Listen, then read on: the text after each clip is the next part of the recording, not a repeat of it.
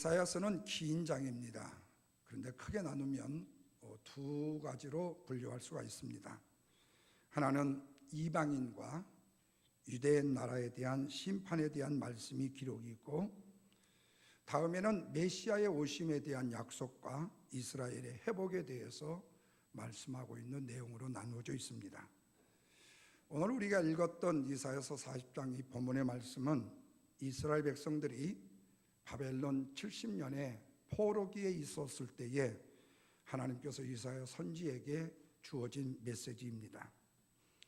이 당시 나라는 망하였습니다. 그래서 똑똑한 사람, 특별히 젊은이들은 모두 다 바벨론으로 포로로 잡혀갔습니다.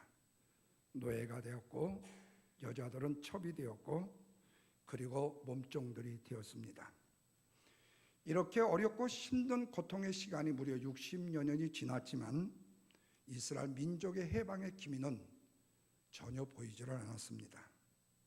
몸부림을 치고 하나님 앞에 부르짖고 지나간 과거의 죄악들을 회개하면서 하나님을 향하여서 외쳤지만, 해방을 기다렸지만 그 해방의 가능성은 전혀 보이질 않았습니다. 이제는 더 이상 하나님 앞에 부르짖어도 포기할 수밖에 없고 절망할 수밖에 없는 상황이 이르게 되었습니다. 모든 것이 다 끝났다는 절망감에 사로잡혀 낙심하고 있었을 때였습니다. 깊은 패배의식과 좌절과 절망 가운데 서 있었습니다. 그러다 보니까 그들에게는 절망과 이 패배감이라는 이 세월이 길어지다 보니까 이제는 그들의 인생의 삶 속에 피곤함이 몰려오게 되었습니다. 그래서 그들은 27절에서 그들의 답답함을 이렇게 호소합니다. 27절 같이 한번 읽습니다. 야곱아 어찌하여 내가 말하여 이스라엘아 내게 이르기를 내 길은 여호와께 숨겨졌으며 내 송사는 내 하나님께서 벗어났다고 하느냐, 수리하심을 받지 못한다고 하느냐고 말씀합니다. 이 말을 다른 말로 말하면 아무도 내 사정을 알아주는 사람이 없다는 겁니다. 심지어 내가 믿는 하나님도, 우리 민족의 주인이신 하나님도 내 사정을 모른다는 겁니다. 그렇습니다. 우리가 어려움을 당할 때에 누구인들 내 사정을 알고, 하나님도 내가 원통한 일을 당해도 관심도 없고 방관하고 있는 생각이 들 때가 있듯이 이스라엘 민족들이 그랬던 겁니다. 그래서 이스라엘 백성들은 깊은 좌절감과 절망감과 패배의식으로 가득 차 있었습니다. 그런데 오늘날 우리의 인생의 삶 가운데서도 이런 상황 가운데 계신 분들이 있을 수가 있어요. 예수를 잘 믿고 신앙생활을 잘 한다고 하면서 교회는 출석합니다. 예수를 잘 믿는다고 봉사도 하고 헌신도 합니다. 그런데 세상살이가 너무 힘이 듭니다. 그러다 보니까 좌절하고 포기하고 실망해버리고 싶은 마음들이 드는 분들이 계실 수가 있습니다. 내 마음에 무거운 짐을 짊어지고 어찌할 바를 모르고 방황하고 계실 수 있는 분들도 계실 수 있어요. 그런데 여러분, 정말로 하나님은 이런 내 아픔과 이런 좌절과 눈물과 원통의 사정을 모르실까요? 정말로 내 원통함을 알지 못하고 그것을 해결할 수 있는 능력이 없는 분이 내가 믿는 하나님이실까 하는 것입니다. 한마디로 정답을 내린다면 절대로 네버 그렇지 않습니다.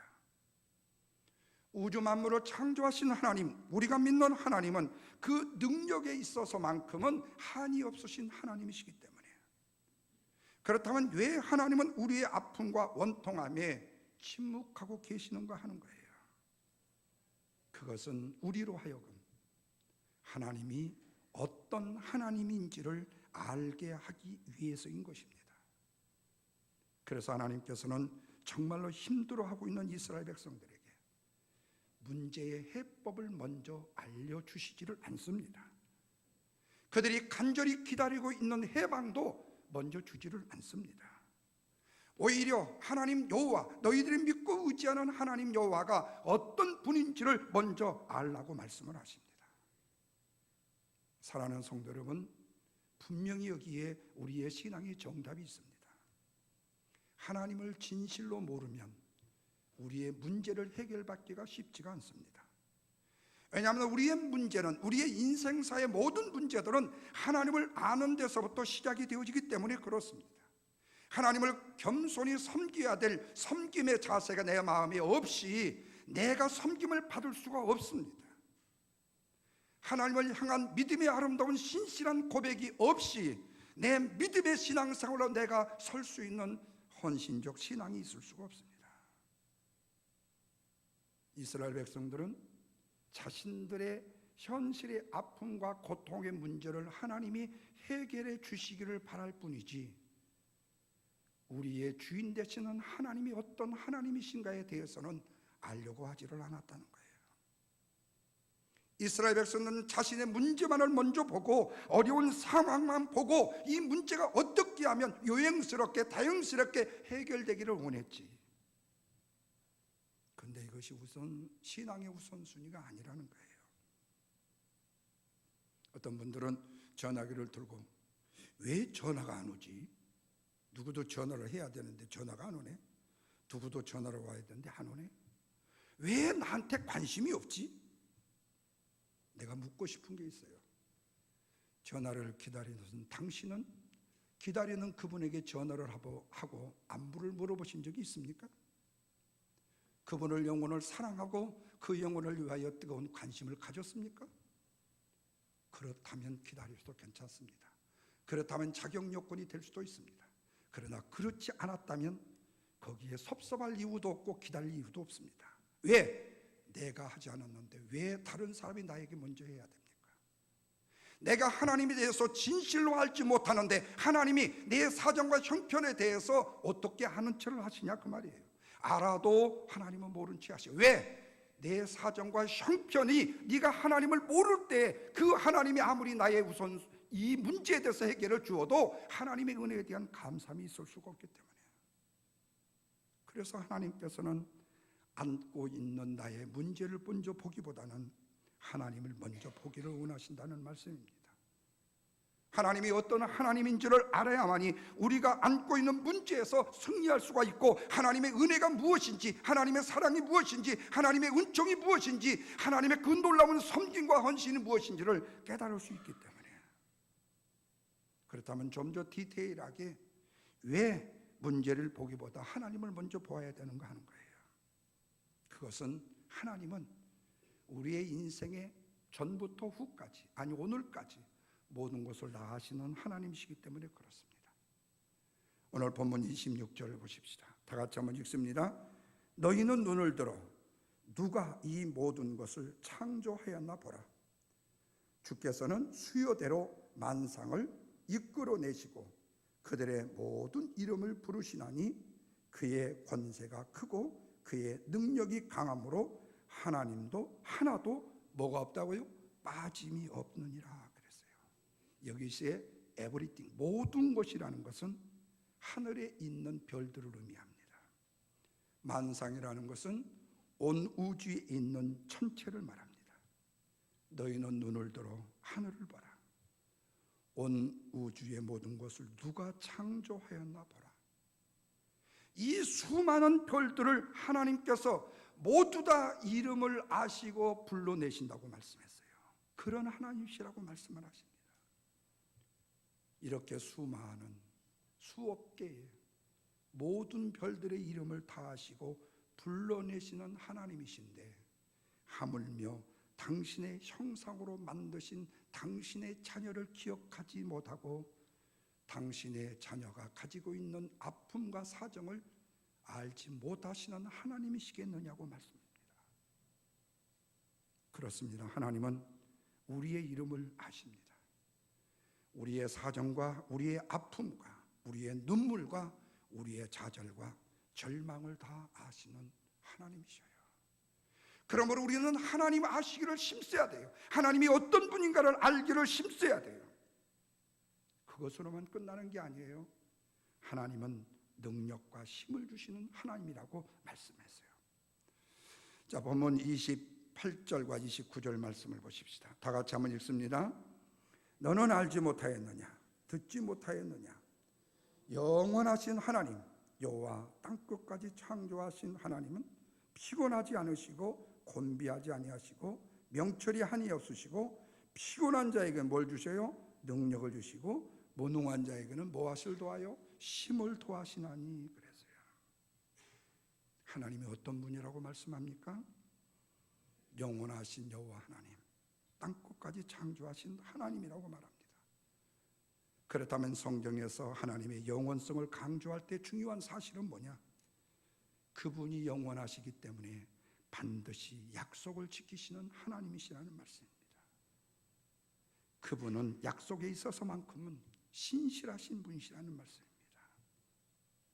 한 걸음 더 나가서 그 하나님은 창조주 하나님으로 소개하고 있습니다. 그래서 그 하나님은 창조주 하나님이 되시기 때문에 그분에게는 피곤함이나 곤비함이 없으시고 명철이 한이 없으시고 피곤한 자에게 능력을 주시고 무능한 자에게 뭘 주시는 하나님? 힘을 주시는 하나님이라고 말씀하고 있습니다.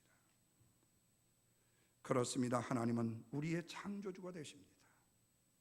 피곤하고 좌절하고 절망하는 자에게 능력을 주시는, 힘을 주시는 하나님이셔요. 특별히 여호와를 앙망하는 자에게 새 힘을 주시는 하나님이라고 31절에 말씀해요. 여기 앙망한다는 이 말은 파수꾼이라는 뜻이 있습니다. 보초와의 관계를 의미합니다. 소망한다, 기대한다, 기다린다, 믿는다라는 뜻을 가지고 있어요.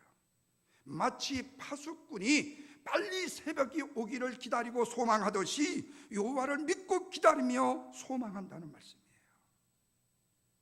그런데 이런 소망의 이야기들이 시편에 많이 기록이 되어 있습니다. 대표적으로 시편 130편 5절과 6절에 내 영혼은 여호와를 기다리고 나는 주의 말씀을 바라는도다. 파수꾼이 아침을 기다림보다도 내 영혼이 주를 더 기다리나니 참으로 파수꾼이 아침을 기다림보다 더하도다. 시편의 기자는 하나님을 소망했는데, 앙망했는데, 하나님을 찾았는데 마치 파수꾼이 아침을 기다림처럼 찾았다고 했어요. 오늘 우리의 인생을 살아가면서 인생의 삶 속에 피곤하고 지친 분들이 계실 수가 있을 겁니다. 쓰러지고 싶은 분들이 계실 수도 있습니다. 심한 좌절감과 엄청난 패기감에 서 있는 분도 계실 수가 있습니다. 그럴 때라도 세상만 바라보지 마시고 하나님만 바라보는 저와 여러분이 되시기를 주님의 이름으로 축원합니다. 나를 절망하게 하고 좌절케 하는 환경을 바라보지 마시고 영원하신 하나님 여호와, 온 우주 만물을 창조하신 여호와를 바라보고 기다리라고 말씀하고 있어요. 이런 자에게 31절의 약속이 뭐예요? 새 힘을 얻으리니, 그렇게 말씀해요. 새 힘을 주신답니다. 여기 새 힘이라는 말의 뜻에는 두 가지가 있습니다. 하나는 카이로스와 네오스라는 뜻이 있습니다. 네오스는 시간적으로 새롭다는 말입니다. 카이로스는 질적으로 새롭다는 말입니다. 여기에 새 힘을 주신다는 새로움은 질적으로 새롭다는 카이로스를 의미합니다. 하나님을 앙망하는 자에게는 질적으로 새로운 힘을 얻는다 말씀하고 있어요. 그렇다면 반대로 하나님을 앙망하지 아니하면 유치한 힘을 얻는다는 거예요. 질적인 새 힘이 아니라 유치한 힘을 얻는다는 거예요. 유치한 새 힘은 하나님 앞에 엄청나게 존경받지 못하는 힘이에요. 이런 힘은 세상에서도 존경을 받지 못합니다. 이런 힘은 가지고는 신앙이냐라고 말할 수가 없습니다.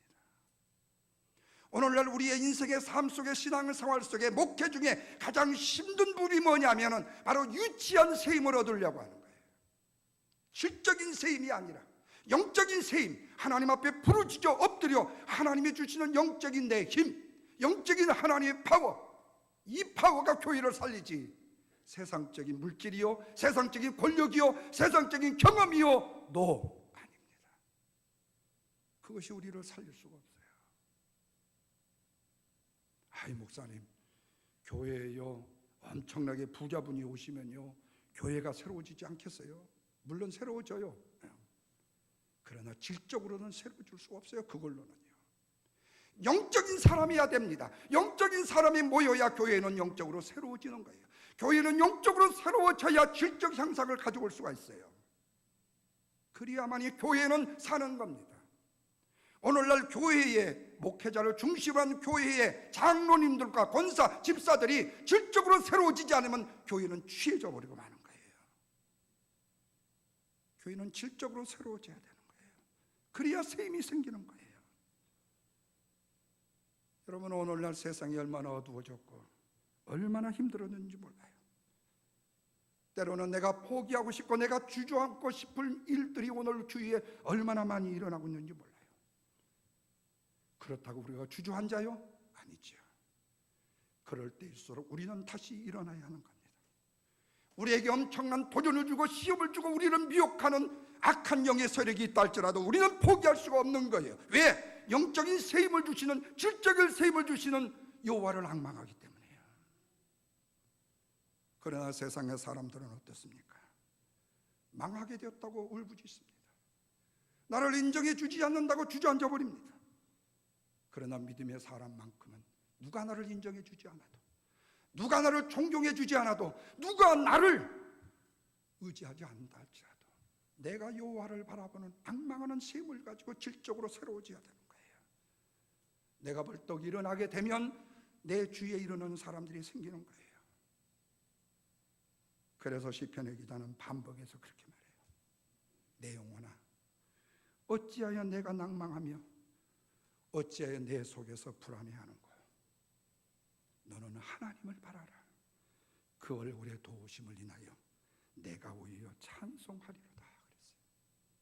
어려운 문제 속에, 아픔 속에, 시련 속에, 절망 속에 불안해하지 말고 하나님을 바라보고 기다리며 하나님께 소망을 두라고 말씀합니다. 그리할 때 새 힘을 주시는데 어떤 힘을 주신다고 말씀했어요? 마치 독수리가 창공을 치솟아 솟아오르는 것 같은 능력을 주신다고 말씀해요. 독수리가 피상하는 것 같은 능력을 주신다고 말씀해요. 31절입니다. 같이 한번 읽습니다. 시작. 오직 여호와를 앙망하는 자는 새 힘을 얻으리니 독수리가 날개치며 올라감 같을 것이요 다른 박질하여도 곤비하지 아니겠고 걸어가도 피곤하지 아니할 것이다. 새 중의 왕, 새가 바로 독수리입니다. 그래서 미국의 대통령의 그 문장 있잖아요. 거기에 뭐가 그려져 있어요? 독수리. 그래서 시민권 가진 분들이 뭐죠? 독수리 가지고 있는 거예요. 독수리. 예. 세계 으뜸이에요. 그래서 북한에 우리나라 6명이 지금 있는데도 우리나라 대통령도 그 사람을 구해주지 못해. 넘어서 포옹을 하고 별소리를 해도 못 구해. 그런데 독수리 문장 가진 파워 있는 트럼프는 3명 끌어와요. 예. 능력 있는 나라에 살아야 돼요. 예. 빌빌한 나라에 살면 그 백성이 불쌍하게 돼요. 예. 어쨌든 저와 여러분들은 강한 나라에 사시는 걸 감사하셔야 돼요. 여러분들이 혹시 어디서도 납치를 당해도 절대로 미국 대사관에서 그냥 있지 않습니다. 또 이렇게 얘기하면 우리 김현수 집사님 영성안에 근무하는데 우리 대한민국 힘이 없다고. 김 집사님 지난주에 오레곤에서 교통사고 나서 일가족 4명이 죽은 적이 있어요. 8명 탔는데 좌회전 하다가 덤프 트럭이 들어맞아서 죽었어요. 그것도 새 가정을 이루는 가정이었어요. 집사님 지난 한 주간 동안 내내 오레곤에서 수고하고 애쓰고 그분들 케어하느라고 힘을 썼는데 그래요. 힘 없으면 여러분 그래요. 힘 없으면요. 근데 바로 그 독수리 힘이 있다는 거예요. 이 의미는 바벨론 때의 힘과 승리의 상징으로 뭐가 사용됐냐면 독수리가 사용되었습니다. 그래서 독수리가 이 하늘을 창공해서 날아갈 때는요 마치 로켓이 올라갈 정도로 수직적으로 힘있게 솟아오르는데 얼마까지 올라간 줄 아세요? 독수리가요 4,000m까지 올라갑니다. 저희들이 우리가 고공 점프 하는 거 있잖아요. 고공 점프 비행기에서 떨어지는 거 이게 이 뭡니까? 1,000m입니다. 일반 보통 점프는 400m에서 뛰어내립니다. 그런데 독수리가 4,000m로 올라가요. 어떤 새도 흉내낼 수 없는 오직 독수리만이 할 수 있는 독특한 거예요. 우리가 하나님을 간절히 바라보고 기다릴 때에 이렇게 독수리가 하늘 향해서 솟아오르는 것처럼 그런 힘을 주신다고 말씀하고 있습니다. 하나님을 앙망하는 자에게 이 같은 힘을 주신다는 거예요. 사랑하는 여러분, 아무리 지치고 힘들고 가진 스트레스로 견딜 수 없는 아픔이 있다 할지라도 하나님이 주시는 능력의 힘을 받기만 하면 폭풍 위의 먹구름을 뚫을 수가 있고 솟아오르는 독수리처럼 새 힘을 갖는 영혼으로 서는 것을 믿으시면 아멘 하시길 바랍니다. 어떤 먹구름에도 솟아오를 수가 있어요. 어떤 스트레스여도 넉넉히 이길 수가 있어요. 그래서 하늘을 마음껏 날아다니게 되어요. 그렇다면 이렇게 비상하기 위해서 그냥 무조건 올라만 가면 되느냐 하는 거예요. 아니에요. 풀어야 될 게 있어요. 풀어야 될 게. 그게 뭐죠? 얽매이기 쉬운 죄를 풀어버리라, 그렇게 말씀해요. 오늘 본문 27절 말씀에서는요, 벗어버려야 될 것을 말하고 있어요. 야곱아, 어찌하여 이렇게 말하느냐? 이스라엘아, 어찌하여 이렇게 말하느냐? 내 사정은 여호와께 숨겨졌고 원통한 것은 너의 하나님께 수리하심을 받지 못한다고 여기느냐, 그 말이에요. 목사님한테 얘기야 소용없어. 소용 있어요. 얘기하세요. 예. 소용 있을 때 많아요. 예. 우리끼리 비밀이요. 예. 비밀 많이 간직하세요. 좀 있으면 다 알게 되니까. 예. 저는 저한테 뭐를 이실직고하라는 얘기가 아니고 도움이 필요할 때 목사를 이용하라는 말이에요. 선하게요. 예. 그래서 목사가 필요한 거 아닙니까? 목사가 큰소리치고 설교만 하기 위해서 필요한 것이 아니라 여러분들이 힘들고 어려운 문제 속에 같이 동참해서 저는 그럴 요의가 있으니까요. 그런 마음을 가지고 있으니까요. 그런 준비로 지금까지 왔으니까요. 왜 멋대로 하시려고 하냐고. 예. 왜 혼자 하시려고 하냐고. 하나님 없이요? 안 된다니까요. 예. 죽도록 해보세요. 하나님 없이 안 돼요. 예. 이슬람 민족들이 그랬어요. 우리가 비상하기 위해서는요, 반드시 패배주의, 불신앙, 부정적인 사고를 내가 풀어버려야만이 문제가 해결돼요. 이거를 떨쳐버려야만이 비상할 수가 있습니다. 이것에 사로잡혀 있는 한 창공을 날아가는 독수리에 희망찬 소숨이 있을 수가 없어요. 어떤 사람이 보트를 운전하는 사람이에요. 술을 잔뜩 먹었어요. 한번 기분이 다 내보겠다고 해갖고 부둣가에 가가지고 보트에 딱 올라갔어요. 시동을 딱 걸었어요. 부릉! 그러고는 그냥 엑셀레터를 팍 밟. 부릉! 그런데 이게 얼마나 그래? 한 3시간을 들이갔어요. 그래서 어디쯤 안 나고 이렇게 쳐다보니까 아직까지도 부둣가요. 왜 그런가 했더니 보트를 묶어놨던 줄을 안 풀고 거기서 엑셀레터만 밟았던 거예요. 그냥. 예. 하나도 나가지는 못하고 그 자리에 있었던 거예요. 얽매인 줄을 풀기 전까지는 아무리 나가려고 해도 한 발도 나갈 수가 없는 겁니다. 비상하기 위해서는 불신앙과 부정적인 생각, 패배주의를 버려야 됩니다. 그래야 전진할 수가 있는 거예요. 마지막으로 여호와를 앙망하는 자에게는 피곤치 않는 능력을 주신다, 그렇게 말씀했어요.